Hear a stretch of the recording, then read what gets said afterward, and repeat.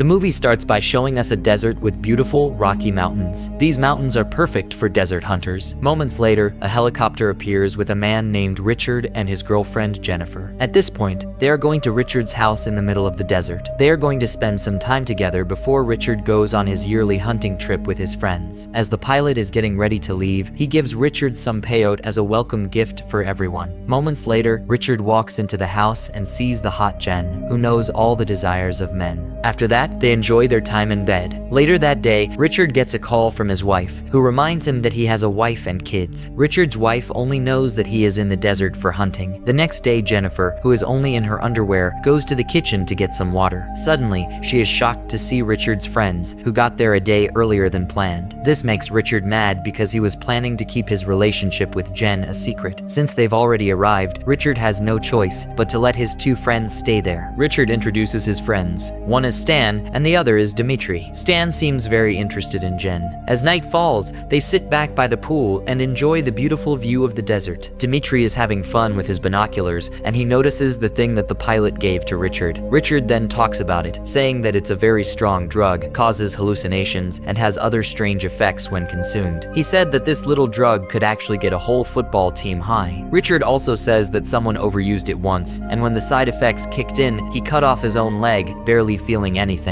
Richard tells Jennifer to hide it in a safe place so that it doesn't cause trouble for his friends. But it turns out that Jen is also interested in the drug she just came to know about. Instead of putting it in a safe place, Jennifer hides it in her necklace. After that, she leaves the house and does a seductive dance to keep the guys entertained. Due to the joys of the night, Jennifer has turned into a showgirl, and the men are very interested in her. Stan is showing the most interest, and he is very excited when Jen asks him to join her in her sexual dance. The next morning, when Jennifer wakes up, Stan greets her and takes her to the breakfast table. Since Richard isn't home right now, Stan tries to use this as an opportunity to get closer to Jen. Unfortunately, Jennifer just ignores him and goes back to her room. But Stan doesn't give up and continues his efforts in Jen's room. Disappointed, Stan asks her why she is avoiding him, because she seemed pretty interested in him the night before. Jennifer then tells Stan that he isn't the kind of guy she likes, especially because of his short height. Stan gets offended by these words and starts to hate this girl, but he wants her to satisfy his growing urge. Jennifer, who is scared, has no choice but to let this guy sexually assault her. Moments later, Dimitri shows up, but he doesn't say anything. He just stands there and watches his friend's action. Dimitri doesn't want to get in the way, so he leaves the room. He doesn't want to hear Jen's screams, so he turns up the volume of the TV. A few hours later, when Richard gets back to the house, he finds it strange that his two friends are very quiet. Stan then tells Richard that Jen is having a little trouble, but he isn't clear about what it is. When Richard visits Jen, she tells him to call a helicopter because she wants to leave immediately. Richard has a gut feeling about what happened because Jen won't stop crying. He goes to his friends and just scolds them for what they did. When Jen wakes up again, she still wants to go home. Richard tells her that his friends will come and say sorry, and she will get a huge amount of cash in compensation, so she forgets about everything. Jen can't hold back her feelings any longer and says that if the helicopter doesn't come and take her, she'll tell Richard's wife about their affair. Then,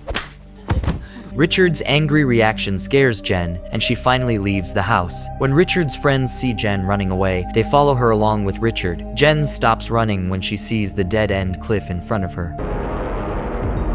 Richard and his friends finally get there and are able to surround her near the edge of the cliff. Richard then uses all of his pleas to say that he feels bad about what he did. To try to calm her down, he also calls the pilot to take Jen home right away. Jen finally feels better because her request has finally been heard. But suddenly, Richard pushes her off the cliff, and as she falls, the branch of a tree stabs right through her. Stan and Dimitri are shocked because they didn't think Richard would be brave enough to push her off the cliff. Richard then warns them that letting Jen go could put them at risk because they could get 15 years in prison for their actions. Richard is also afraid that his wife will find out about his affair in the desert. Following that, Richard and his friends go back to the house to get their hunting gear, and later, they'll go back and clean up any evidence of the murder. Once the problem is solved, they'll keep hunting like nothing happened. The scene then shifts to Jen, who is still bleeding from her wound and is being swarmed by ants. She is stabbed by a tree branch, but shockingly, she is still alive. It's because the branch missed her vital organs. Jen tries to get away away from the branch stuck in her belly and sees the lighter she usually carries with her. Jen uses all her strength to grab it. After that, she tries to set fire to the dry branch, which eventually breaks the branch, and she is now free. But a branch is still stuck in her stomach. On the other hand, Richard and his friends are driving to Jen's location. She could hear the sound of their car, so she tried to quickly leave that spot. With a branch stuck inside her body, it's really hard for her to move. But she hides just in time, and when the three of them look down, they're shocked to see that Jen is no longer there. They think she was rescued or that she escaped. When she hears that they have left, Jen leaves her current spot. The three men make their way down the cliff to find Jen. It's too far for them to walk to get down the cliff, so they only reach there at night. At this point, they begin to question how Jen could just disappear. At the same time, they notice Jen's blood, so they start following the blood trail right away. Their trip ends when the blood trail stops at the lake. Then, the three of them decide to go down different paths to find Jen. But Stan has been hiding his fears the whole time, and he'd rather stay in the car and wait for her to return. At the same time, Jen, who is bleeding heavily, still manages to get away with her remaining strength. She can hear the car engine in search of her. She freaks out when Dimitri shows up on his quad bike. He leaves when he doesn't see Jen there. Jen is hiding by holding her breath under the water. Once she gets to the shore, she sees Dimitri, who is not that far away. Dimitri has left his rifle next to his car. This gives Jen a chance to take the gun. Jen catches Dimitri off guard. He tries to calm her down while she points the gun at him, but it turns out that he lured Jen by leaving an unloaded gun by his car. Dimitri immediately informs his two friends, but first he wants to hurt Jen before taking her to them. Jen somehow grabs the knife from Dimitri's pocket and stabs him,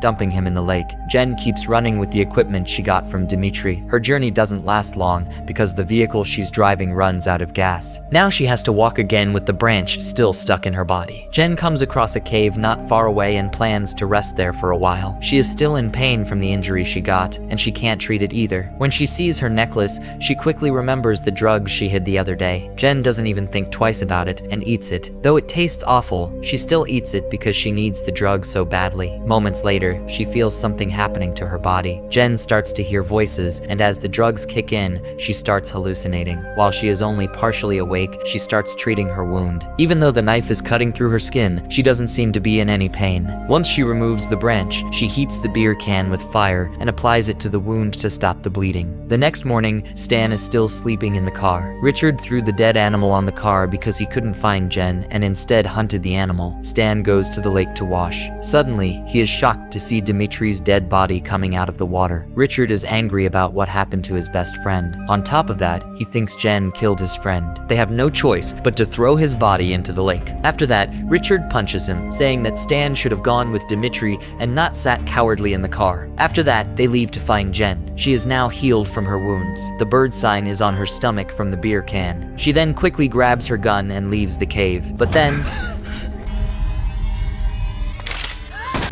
it was just a bad dream. Jen keeps having bad dreams because of the drugs. Once Jen fully regains consciousness, she gets ready to continue her journey. But this time, the trip is about getting revenge. She starts searching for Richard and Stan in the desert with a shotgun in her hand. On the other hand, Richard and Stan have found Jen's stolen quad bike. They will split up to look around the area. After that, Richard leaves Stan. Stan, who is still having nose pain, gets a mirror to check on it, but he has no idea that Jen can spot him because of the mirror he is using. Jen doesn't waste any time and quickly starts following him. After driving through the desert, Stan's car loses gas, but Jen takes this chance to aim directly at him with a gun equipped with an 8x scope. Jen, who has never shot before, tries to shoot him in the stomach. Stan screams in pain, but he's only been hit in the shoulder. When Jen reaches there, she sees that Stan is not there. Jen can follow his blood to figure out where he has gone. At the same time, Stan puts on a sock to stop the blood. Jen loses him when she only finds his shoe where his blood trail ends. Stan hides again and puts bullets in his gun so he can kill Jen from behind. He seems to be having trouble shooting because of his injured shoulder. He missed the shot and only hit Jen in the ear. Jen runs away and Stan keeps firing at her. She uses a shard of a torch to stop Stan from running. Luckily, Stan gets his foot cut by the glass. When he finally gets the glass out, he realizes he can't run anymore and goes back to the car to chase Jen.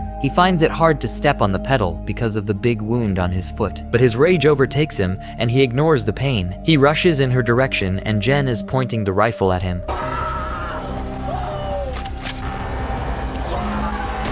Jen finally shoots Stan and manages to kill the man who had raped her before. Just then, she hears a walkie-talkie call from Richard. Richard looks very upset that he couldn't find Jen. Stan also failed to show up at the place they had agreed to meet and did not answer his walkie-talkie call. He finally decides to go back to his house because he is very tired. When he gets home, Richard looks very stressed out because of what he is going through. He also thinks that Jen killed Stan because he didn't return. To get out of the desert, he calls the chopper to take him out of the desert. Moments later, he goes to take a shower, but suddenly he hears an unusual noise, so he checks outside even though he is completely naked. He thought Jen had arrived, yet everything is fine inside and outside the house. Richard gets scared by the sound of the TV, but suddenly he sees Jen with a shotgun pointing towards him. He doesn't do anything, and Jen shoots Richard in the stomach, and a gunfight ensues between them. He tries to get away with a severe wound. Jen keeps chasing him. But just as Jen walks into the room, Richard is already aiming for her. She notices the blood on the floor and changes routes. He senses this and walks to the other side. He is losing a lot of blood, so he stops the flow with a food wrapper. Moments later, Jen sneaks from behind, and they start chasing each other. But Jen slips off of Richard's blood on the floor. Richard takes the chance and strikes her, and weak Jen can't do much to stop him. Jen targets his stomach wound. She grabs the shotgun and fires one last shot, killing Richard. Now she has taken revenge on her abusers. She goes outside and hears a chopper coming in the distance, and the movie ends. Subscribe to watch more movie recaps like this. Thanks for watching.